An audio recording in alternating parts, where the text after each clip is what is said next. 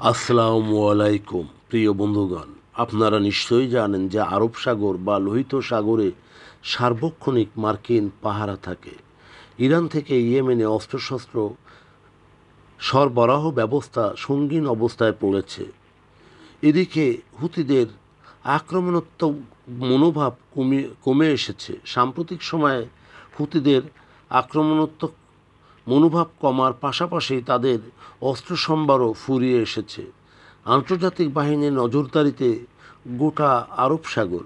সম্প্রতি এক খবরে প্রকাশ পেয়েছে যে ইরান থেকে ব্যালিস্টিক ক্ষেপণাস্ত্রের যন্ত্রাংশ ইয়েমেনে পাঠানোর জন্য জেলেদের মাছ ধরা নৌকা ব্যবহার করা হচ্ছিল।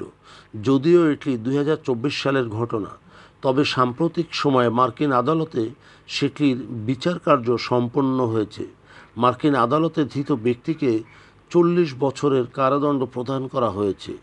আর 2024 সালের অভিযানের সময় আরব সাগরে 2 মার্কিন সেনার সলিল সমাধি ঘটেছিল।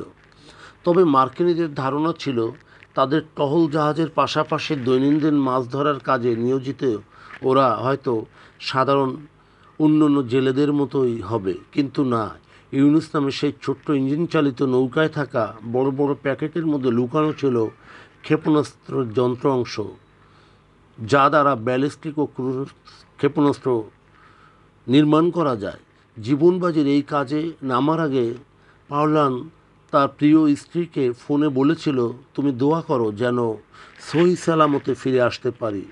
তার স্ত্রী বলেছিল, তুমি কেন এইভাবে কথা বলছো?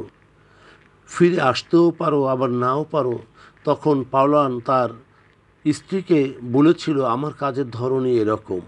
আসলে ধৃত ব্যক্তি পাওলান সে জানে যে মাছ ধরার আড়ালে ব্যালিস্টিক ক্ষেপণাস্ত্র পাচার কার্য খুবই ঝুঁকিপূর্ণ।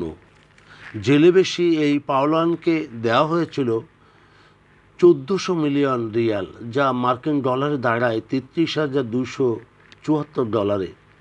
মার্কিন আদালত পাওলানের এই কাজে প্রাপ্ত অর্থকে বিপজ্জনক অর্থ বলে অভিহিত করেছে।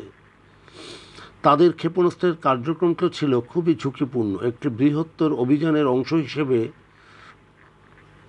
ওই জেলেকে আটক করা হয়েছিল, যার অর্থায়ন হচ্ছিল ইরানের নাগরিক 2 ভাই ইউনুস ও সাহাবের মাধ্যমে। প্রকাশিত তথ্যে বলা হয় এই 2 ভাই ইসলামিক রিপাবলিক গার্ড অর্থাৎ IRGCর সাথে গভীরভাবে সংশ্লিষ্ট। এই 2 ভাই এখনও ইরানে অবস্থান করছে। CIA বা মোসাদ তাদের খোঁজে লিপ্ত, যদিও ইরানে ওই 2 ভাই পলাতক জীবনযাপন করছে।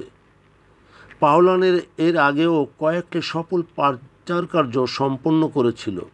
তারা সবাই পাকিস্তান থেকে এসেছিলেন এবং সেটি একমাত্র কাজের খোঁজে। ইরানের দক্ষিণ উপকূলের চাবাহার থেকে এই ক্ষেপণাস্ত্র ওই নৌকায় তোলা হয়।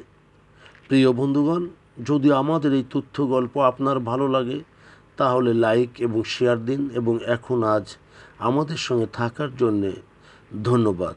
আমাদের ফলো দিন এবং সাবস্ক্রাইব করুন।